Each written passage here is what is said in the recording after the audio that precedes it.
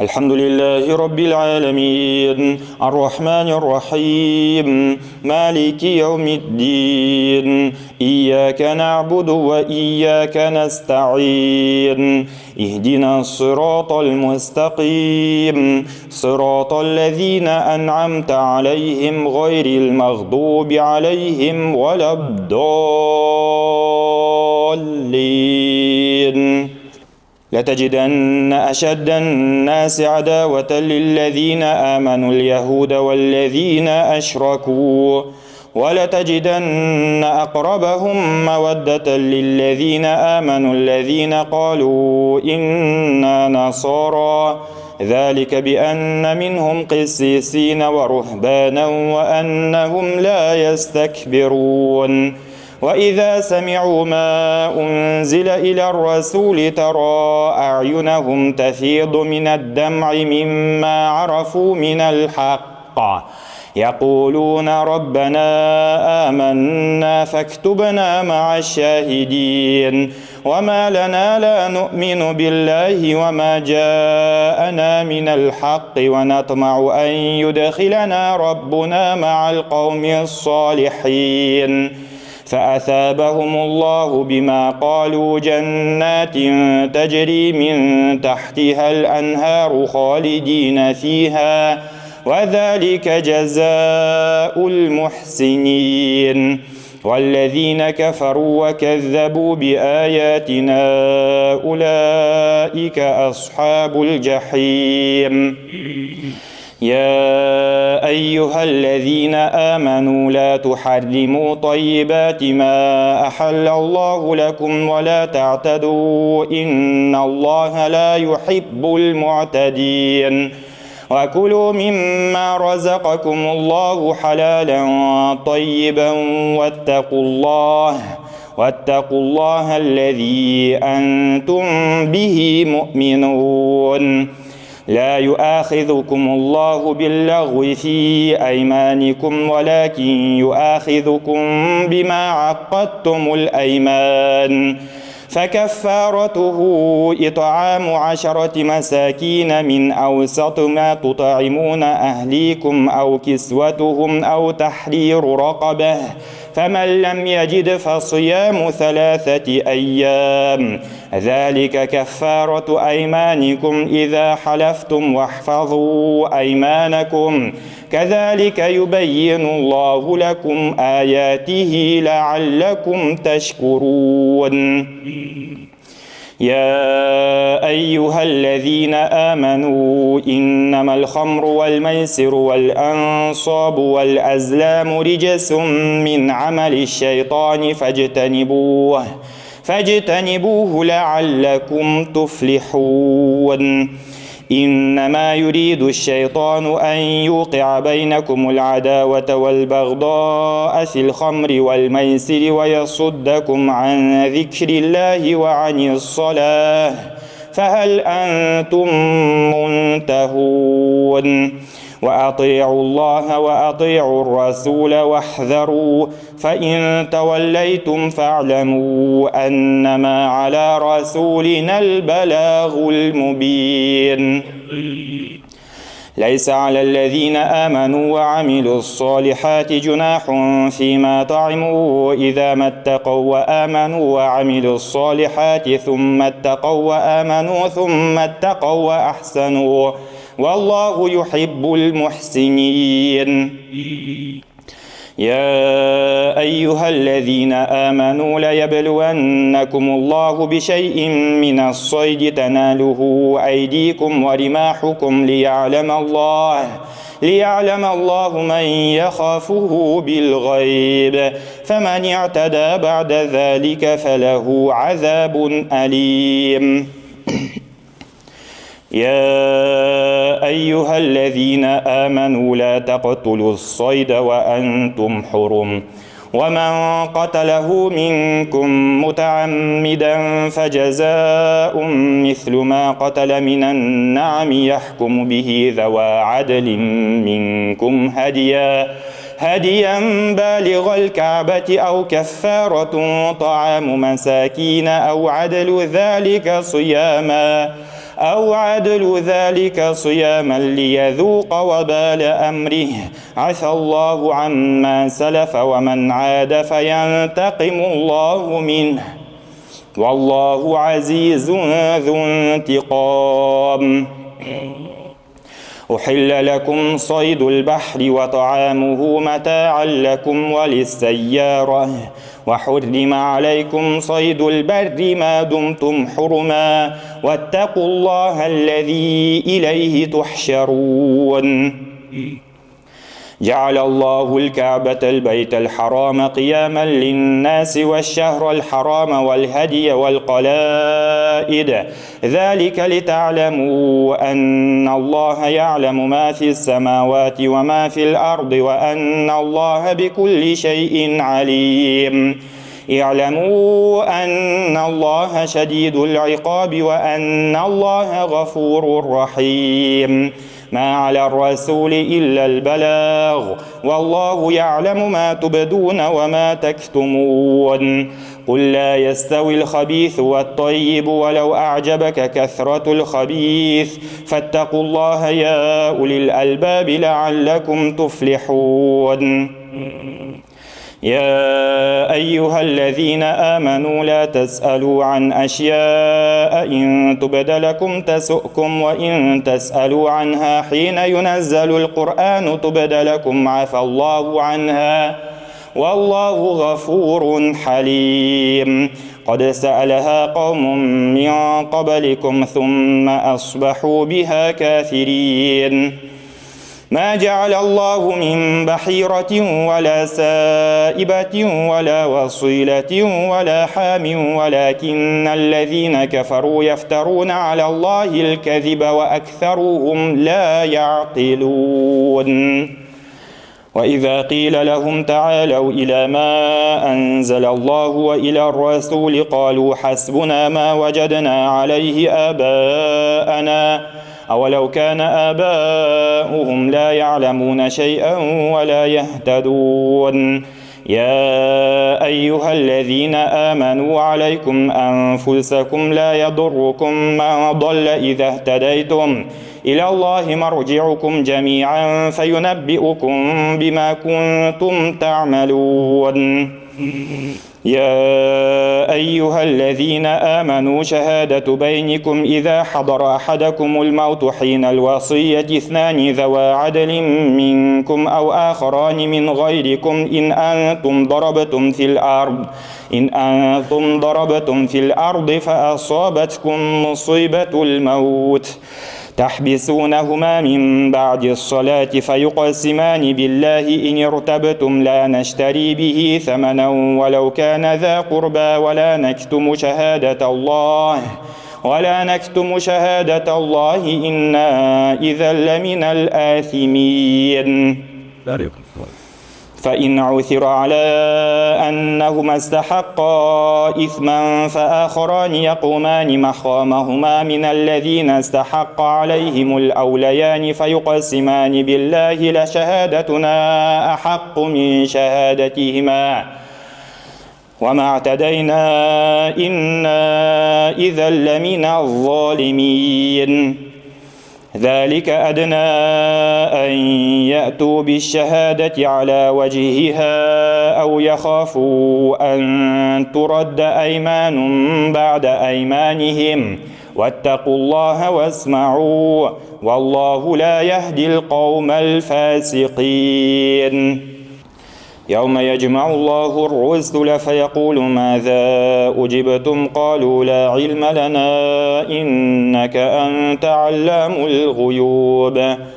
إذ قال الله يا عيسى ابن مريم اذكر نعمتي عليك وعلى والدتك إذ أيدتك بروح القدس تكلم الناس في المهد وكهلا وإذ علمتك الكتاب والحكمة والتوراة والإنجيل وإذ تخلق من الطين كهيئة الطير بإذني فتنفخ فيها فتكون طيرا بإذني وتبرئ الأكمه والأبرص بإذني وإذ تخرج الموتى بإذني وإذ كففت بني إسرائيل عنك إذ جئتهم بالبينات فقال الذين كفروا منهم إن هذا إلا سحر مبين وإذ أوحيت إلى الحواريين أن آمنوا بي وبرسولي قالوا آمنا واشهد بأننا مسلمون إذ قال الحواريون يا عيسى ابن مريم هل يستطيع ربك أن ينزل علينا مائدة من السماء قال اتقوا الله إن كنتم مؤمنين قالوا نريد أن نأكل منها وتطمئن قلوبنا ونعلم أن قد صدقتنا ونكون عليها من الشاهدين قال عيسى ابن مريم اللهم ربنا أنزل علينا مائدة من السماء تكون لنا عيدا لأولنا وآخرنا وآية منك وارزقنا وأنت خير الرازقين قال الله إني منزلها عليكم فمن يكفر بعد منكم فإني أعذبه عذابا لا أعذبه أحدا من العالمين وإذ قال الله يا عيسى ابن مريم أأنت قلت للناس اتخذوني وأمي إلهين من دون الله قال سبحانك ما يكون لي أن أقول ما ليس لي بحق إن كنت قلته فقد علمته تعلم ما في نفسي ولا أعلم ما في نفسك إنك أنت علام الغيوب ما قلت لهم إلا ما أمرتني به أن يعبدوا الله ربي وربكم وكنت عليهم شهيدا ما دمت فيهم فلما توفيتني كنت أنت الرقيب عليهم وأنت على كل شيء شهيد إن تعذبهم فإنهم عبادك وإن تغفر لهم فإنك أنت العزيز الحكيم قال الله هذا يوم ينفع الصادقين صدقهم لهم جنات تجري من تحتها الأنهار خالدين فيها أبدا رضي الله عنهم ورضوا عنه ذلك الفوز العظيم لله ملك السماوات والأرض وما فيهن وهو على كل شيء قدير الحمد لله الذي خلق السماوات والأرض وجعل الظلمات والنور ثم الذين كفروا بربهم يعدلون هو الذي خلقكم من طين ثم قضى أجلا وأجل مسمى عنده ثم أنتم تمترون وهو الله في السماوات وفي الأرض يعلم سركم وجهركم ويعلم ما تكسبون وما تأتيهم من آية من آيات ربهم إلا كانوا عنها معرضين فقد كذبوا بالحق لما جاءهم فسوف يأتيهم أنباء ما كانوا به يستهزئون ألم يروا كم أهلكنا من قبلهم من قرن مكناهم في الأرض ما لم نمكن لكم وأرسلنا السماء عليهم مدرارا وجعلنا الأنهار تجري من تحتهم فأهلكناهم بذنوبهم وأنشأنا من بعدهم قرنا آخرين ولو نزلنا عليك كتابا في قرطاس فلمسوه بأيديهم لقال الذين كفروا إن هذا إلا سحر مبين وقالوا لولا أنزل عليه ملك ولو أنزلنا ملكا لقضي الأمر ثم لا ينظرون ولو جعلناه ملكا لجعلناه رجلا وللبسنا عليهم ما يلبسون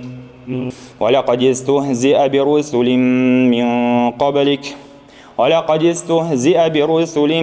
من قبلك فحاق بالذين سخروا منهم ما كانوا به يستهزئون قل سيروا في الأرض ثم انظروا كيف كان عاقبة المكذبين قل لمن ما في السماوات والأرض قل لله كتب على نفسه الرحمة ليجمعنكم إلى يوم القيامة لا ريب فيه الذين خسروا أنفسهم فهم لا يؤمنون وله ما سكن في الليل والنهار وهو السميع العليم قل أغير الله أتخذ وليا فاطر السماوات والأرض وهو يطعم ولا يطعم قل إني أمرت أن أكون أول من أسلم ولا تكونن من المشركين قل إني أخاف إن عصيت ربي عذاب يوم عظيم من يصرف عنه يومئذ فقد رحمه وذلك الفوز المبين وإن يمسسك الله بضر فلا كاشف له إلا هو وإن يمسسك بخير فهو على كل شيء قدير وهو القاهر فوق عباده وهو الحكيم الخبير قل أي شيء أكبر شهادة قل الله شهيد بيني وبينكم وأوحي إلي هذا القرآن لأنذركم به ومن بلغ أئنكم لتشهدون أن مع الله آلهة أخرى قل لا أشهد قل إنما هو إله واحد وإنني بريء مما تشركون الذين آتيناهم الكتاب يعرفونه كما يعرفون أبناءهم الذين خسروا أنفسهم فهم لا يؤمنون ومن أظلم ممن افترى على الله كذبا أو كذب بآياته إنه لا يفلح الظالمون ويوم نحشرهم جميعا ثم نقول للذين أشركوا أين شركاؤكم الذين كنتم تزعمون ثم لم تكن فتنتهم إلا أن قالوا والله ربنا ما كنا مشركين انظر كيف كذبوا على أنفسهم وضل عنهم ما كانوا يفترون ومنهم من يستمع إليك وجعلنا على قلوبهم أكنة أن يفقهوه وفي آذانهم وقرا وإن يروا كل آية لا يؤمنوا بها حتى إذا جاءوك يجادلونك يقول الذين كفروا إن هذا إلا أساطير الأولين وهم ينهون عنه وينأون عنه وإن يهلكون إلا أنفسهم وما يشعرون ولو ترى إذ وقفوا على النار فقالوا يا ليتنا نرد ولا نكذب بآيات ربنا ونكون من المؤمنين بل بدا لهم ما كانوا يخفون من قبل ولو ردوا لعادوا لما نهوا عنه وإنهم لكاذبون وقالوا إن هي إلا حياتنا الدنيا وما نحن بمبعوثين ولو ترى إذ وقفوا على ربهم قال أليس هذا بالحق قالوا بلى وربنا قال فذوقوا العذاب بما كنتم تكفرون قد خسر الذين كذبوا بلقاء الله حتى إذا جاءتهم الساعة بغتة قالوا يا حسرتنا على ما فرطنا فيها وهم يحملون أوزارهم على ظهورهم ألا ساء ما يزرون وما الحياة الدنيا إلا لعب ولهو وللدار الآخرة خير للذين يتقون أفلا تعقلون قد نعلم إنه ليحزنك الذي يقولون فإنهم لا يكذبونك ولكن الظالمين بآيات الله يجحدون ولقد كذبت رسل من قبلك فصبروا على ما كذبوا وأوذوا حتى أتاهم نصرنا ولا مبدل لكلمات الله ولقد جاءك من نبأ المرسلين وإن كان كبر عليك إعراضهم فإن استطعت أن تبتغي نفقا في الأرض أو سلما في السماء فتأتيهم بآية ولو شاء الله لجمعهم على الهدى فلا تكونن من الجاهلين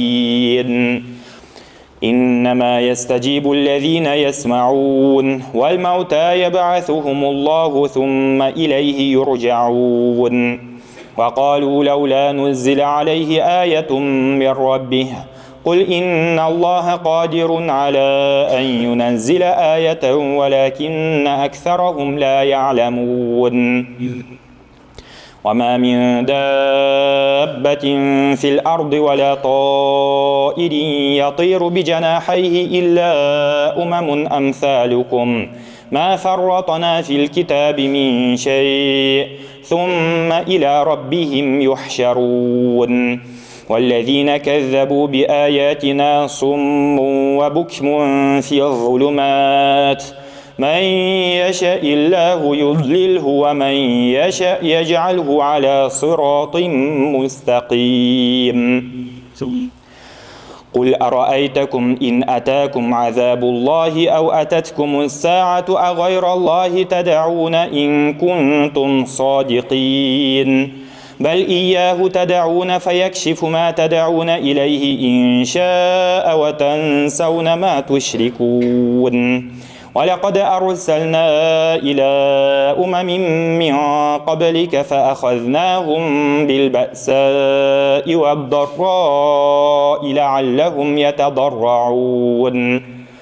فلولا إذ جاءهم بأسنا تضرعوا ولكن قست قلوبهم وزين لهم الشيطان ما كانوا يعملون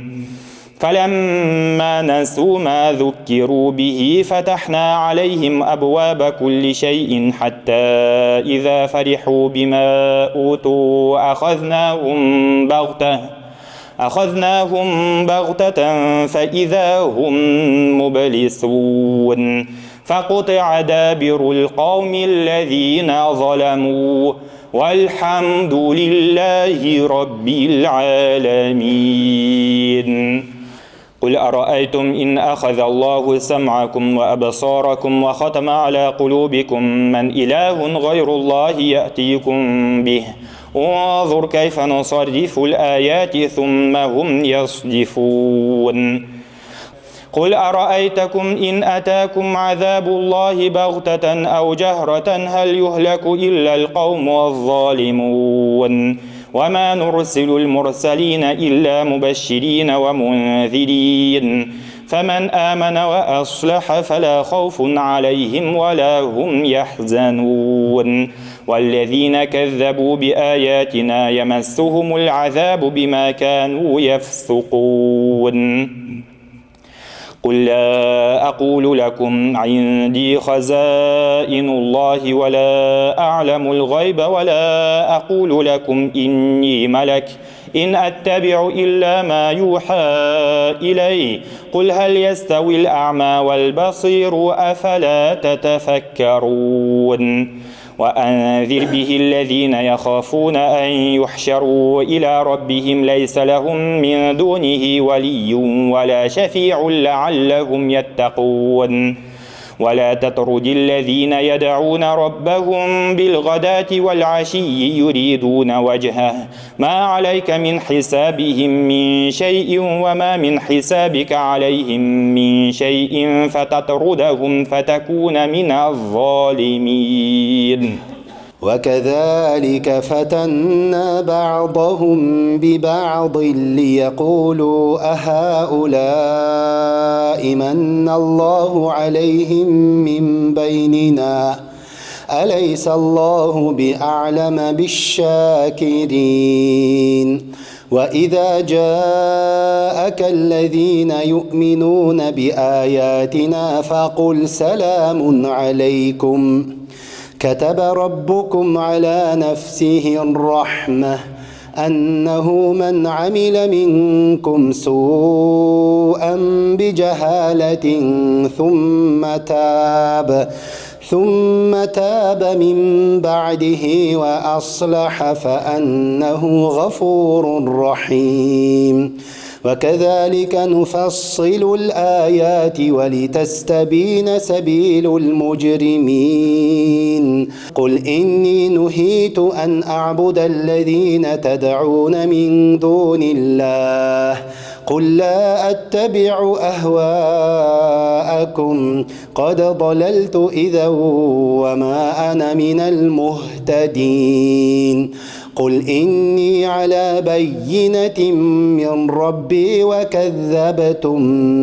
به ما عندي ما تستعجلون به إن الحكم إلا لله يقص الحق وهو خير الفاصلين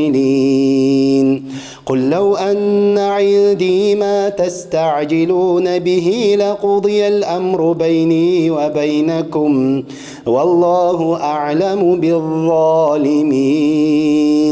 وعنده مفاتح الغيب لا يعلمها إلا هو ويعلم ما في البر والبحر وما تسقط من ورقة إلا يعلمها ولا حبة في ظلمات الأرض ولا رطب ولا يابس إلا في كتاب مبين وهو الذي يتوفاكم بالليل ويعلم ما جرحتم بالنهار ثم يبعثكم فيه ليقضى أجل مسمى ثم إليه مرجعكم ثم ينبئكم بما كنتم تعملون وهو القاهر فوق عباده ويرسل عليكم حفظة حتى إذا جاء أحدكم الموت توفته رسلنا وهم لا يفرطون ثم ردوا إلى الله مولاهم الحق ألا له الحكم وهو أسرع الحاسبين قل من ينجيكم من ظلمات البر والبحر تدعونه تضرعا وخفية لئن أنجانا من هذه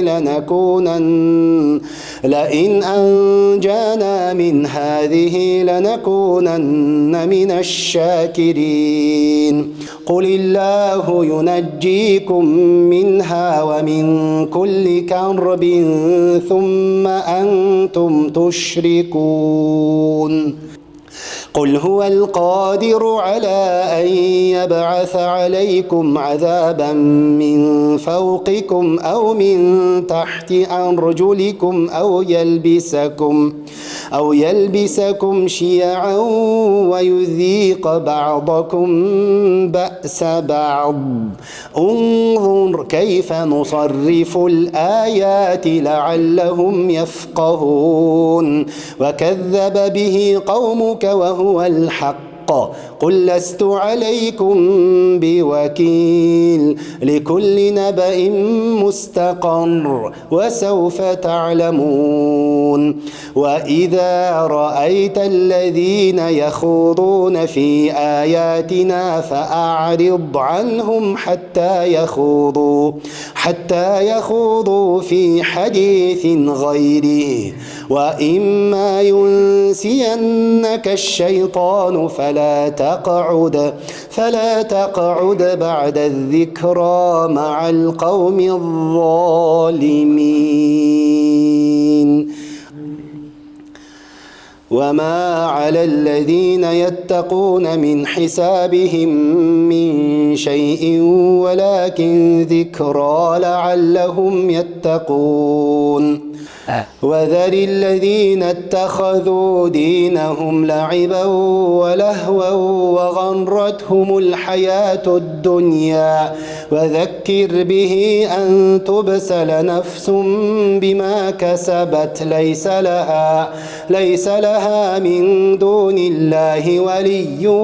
ولا شفيع وإن تعدل كل عدل لا يؤخذ منها أولئك الذين أبسلوا بما كسبوا لهم شراب من حميم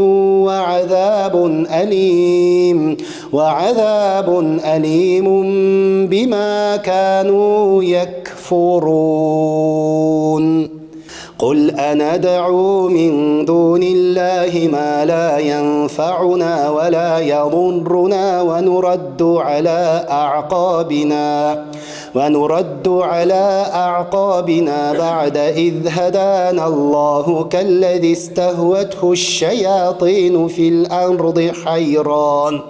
له أصحاب يدعونه إلى الهدى ائتنا قل إن هدى الله هو الهدى وأمرنا لنسلم لرب العالمين وأن أقيموا الصلاة واتقوه وهو الذي إليه تحشرون وهو الذي خلق السماوات والأرض بالحق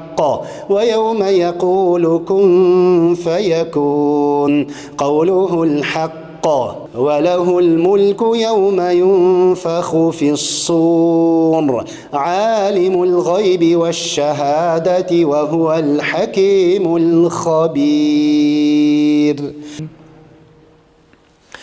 وإذ قال إبراهيم لأبيه آزر أتتخذ أصناما آلهة إني أراك وقومك في ضلال مبين وكذلك نري إبراهيم ملكوت السماوات والأرض وليكون من الموقنين فلما جن عليه الليل رأى كوكبا قال هذا ربي فلما أفل قال لا أحب الآفلين فلما رأى القمر بازغا قال هذا ربي فلما أفل قال لئن لم يهدني ربي لأكونن من القوم الضالين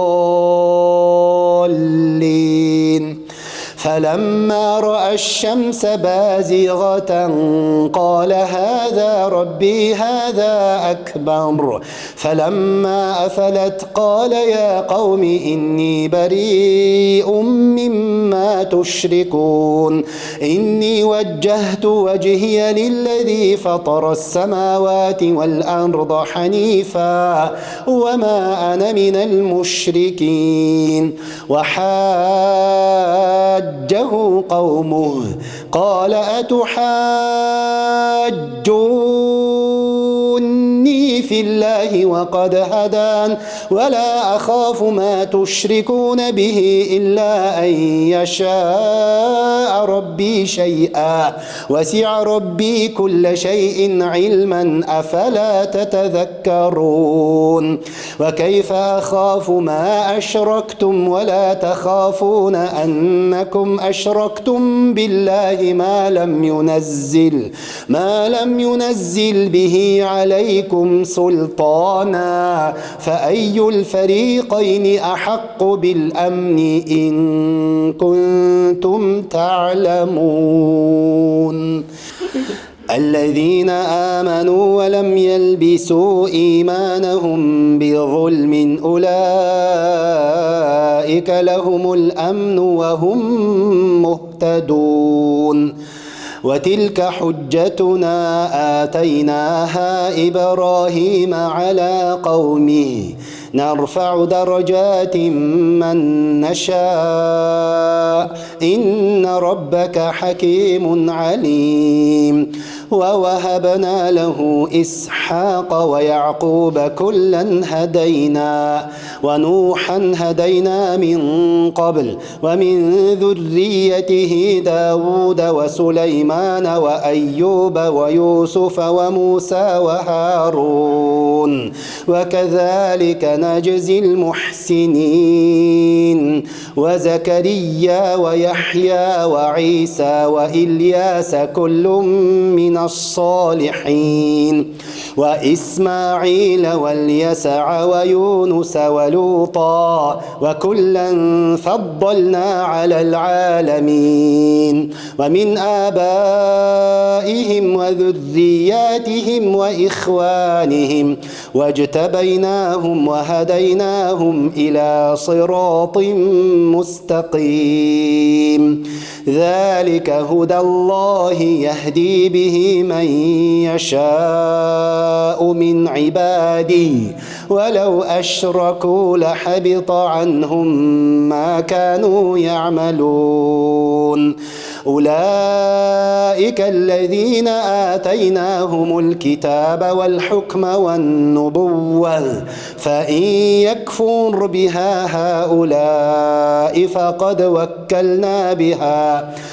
وكلنا بها قوما ليسوا بها بكافرين أولئك الذين هدى الله فبهداه مقتدي قل لا أسألكم عليه أجرا إن هو إلا ذكرى للعالمين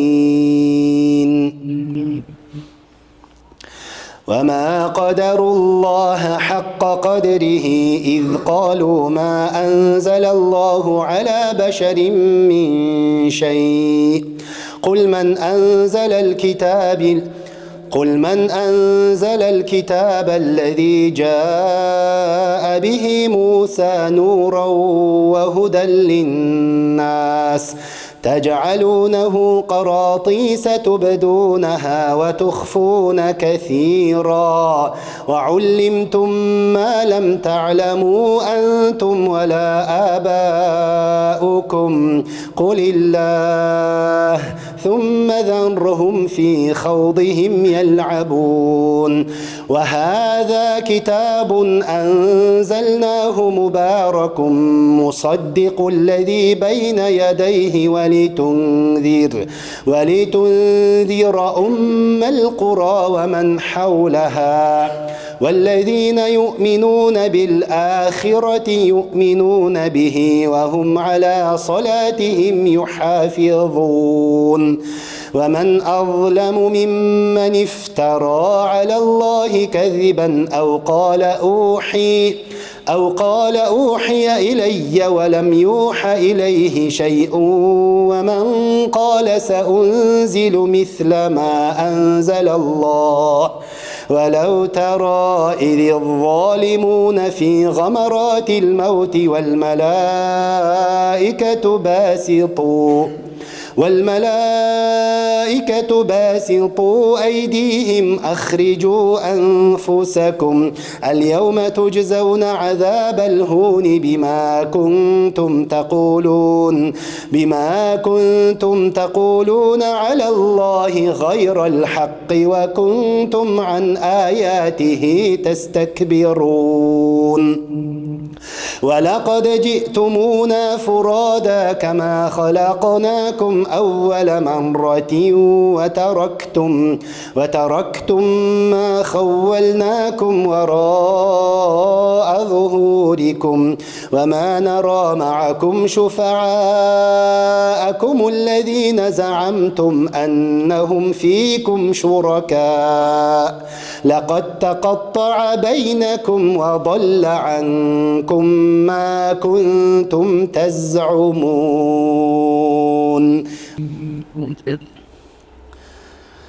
إن الله فالق الحب والنوى يخرج الحي من الميت ومخرج الميت من الحي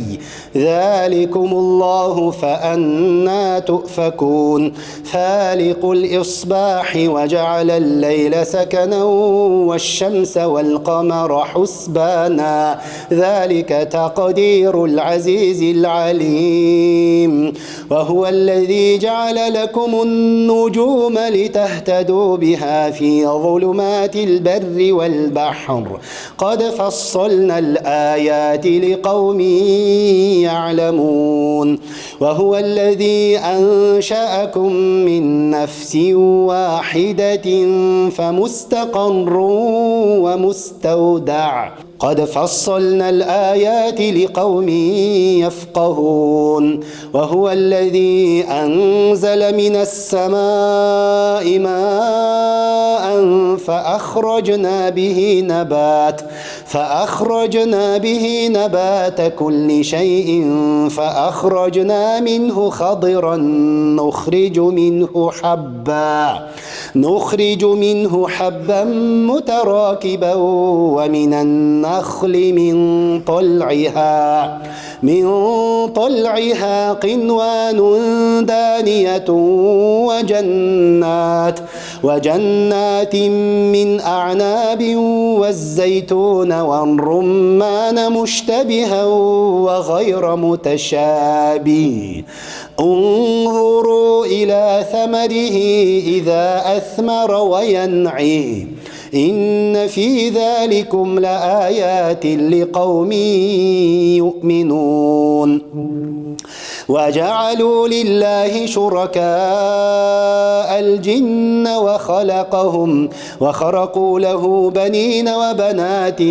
بغير علم سبحانه وتعالى عما يصفون بديع السماوات والأرض أنى يكون له ولد ولم تكن له صاحبة وخلق كل شيء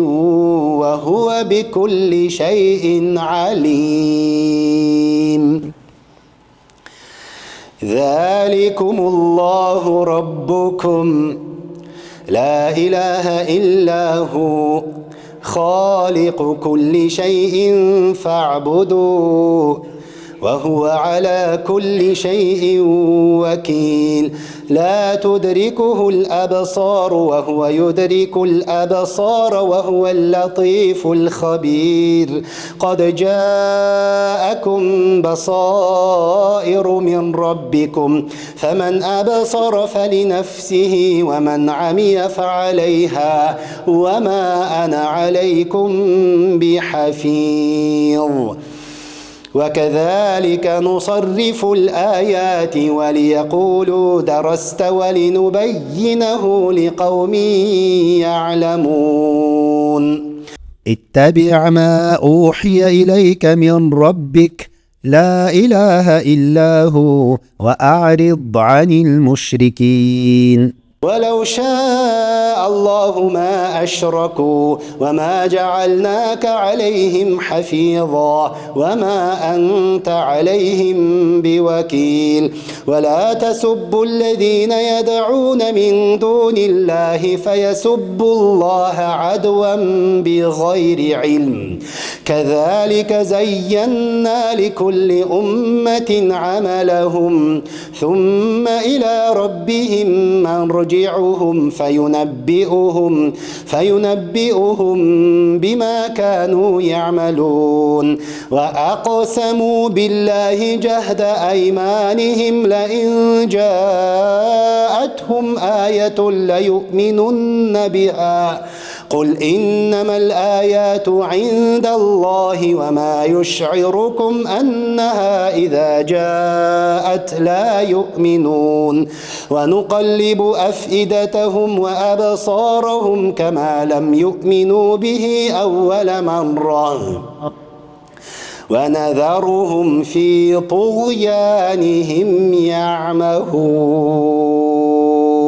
ولو أننا نزلنا إليهم الملائكة وكلمهم الموتى وحشرنا عليهم كل شيء قبلا ما كانوا ليؤمنوا إلا أن يشاء الله ولكن أكثرهم يجهلون وكذلك جعلنا لكل نبي عدوا شياطين الإنس والجن يوحي بعضهم إلى بعض زخرف القول غرورا ولو شاء ربك ما فعلوه فذرهم وما يفترون ولتصغى إليه أفئدة الذين لا يؤمنون بالآخرة وليرضوه وليقترفوا ما هم مقترفون أفغير الله أبتغي حكما وهو الذي أنزل إليكم الكتاب مفصلا والذين آتيناهم الكتاب يعلمون أنه منزل من ربك بالحق فلا تكونن من الممترين وتمت كلمة ربك صدقا وعدلا لا مبدل لكلماته وهو السميع العليم وإن تطع أكثر من في الأرض يضلوك عن سبيل الله إن يتبعون إلا الظن وإن هم إلا يخرصون إن ربك هو أعلم من يضل عن سبيله وهو أعلم بالمهتدين فكلوا مما ذكر اسم الله عليه إن كنتم بآياته مؤمنين وما لكم ألا تأكلوا مما ذكر اسم الله عليه وقد فصل لكم ما حرم عليكم إلا ما اضطررتم إليه وإن كثيرا ليضلون بأهوائهم بغير علم إن ربك هو أعلم بالمعتدين وذروا ظاهر الإثم وباطنه إن الذين يكسبون الإثم سيجزون بما كانوا يقترفون ولا تأكلوا مما لم يذكر اسم الله عليه وإنه لفسق وإن الشياطين ليوحون إلى أوليائهم ليجادلوكم وإن أطعتموهم إنكم لمشركون أومن كان ميتا فأحييناه وجعلنا له نورا يمشي به في الناس كمن مثله في الظلمات ليس بخارج منها كذلك زين للكافرين ما كانوا يعملون وكذلك جعلنا في كل قرية أكابر مجرميها ليمكروا فيها وما يمكرون إلا بأنفسهم وما يشعرون وإذا جاءتهم آية قالوا لن نؤمن حتى نؤتى قالوا لن نؤمن حتى نؤتى مثل ما أوتي رسل الله الله أعلم حيث يجعل رسالته سيصيب الذين أجرموا صغار عند الله وعذاب شديد بما كانوا يمكرون فمن يرد الله أن يهديه يشرح صدره للإسلام ومن يرد أن يضله يجعل صدره ضيقا حرجا كأنما يصعد في السماء كذلك يجعل الله الرجس على الذين لا يؤمنون وهذا صراط ربك مستقيما قد فصلنا الآيات لقوم يذكرون لهم دار السلام عند ربهم وهو وليهم بما كانوا يعملون ويوم نحشرهم جميعا يا معشر الجن قد استكثرتم من الإنس وقال أولياؤهم من الإنس ربنا استمتع بعضنا ببعض وبلغنا أجلنا الذي أجلت لنا قال النار مثواكم خالدين فيها إلا ما شاء الله إن ربك حكيم عليم وكذلك نولي بعض الظالمين بعضا بما كانوا يكسبون يا معشر الجن والإنس ألم يأتكم رسل منكم يقصون عليكم آياتي وينذرونكم لقاء يومكم هذا قالوا شهدنا على أنفسنا وغرتهم الحياة الدنيا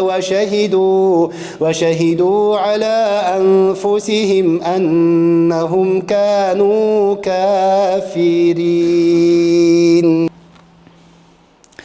ذلك أن لم يكن ربك مهلك القرى بظلم وأهلها غافلون ولكل درجات مما عملوا وما ربك بغافل عما يعملون وربك الغني ذو الرحمة إن يشأ يذهبكم ويستخلف من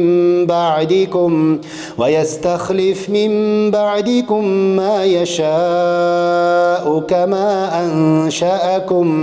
كما أنشأكم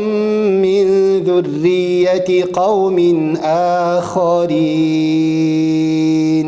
إنما توعدون لآت وما أنتم بمعجزين قل يا قوم اعملوا على مكانتكم إني عامل فسوف تعلمون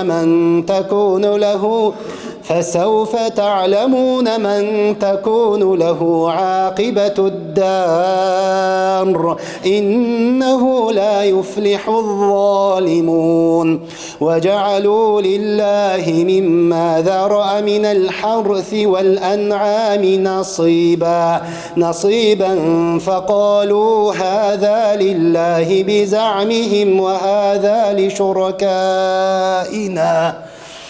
فقالوا هذا لله بزعمهم وهذا لشركائنا فما كان لشركائهم فلا يصل إلى الله وما كان لله فهو يصل إلى شركائهم ساء ما يحكمون وكذلك زين لكثير من المشركين قتل أولادهم شركاؤهم ليردوهم وليلبسوا عليهم دينهم ولو شاء الله ما فعلوه فذرهم وما يفترون.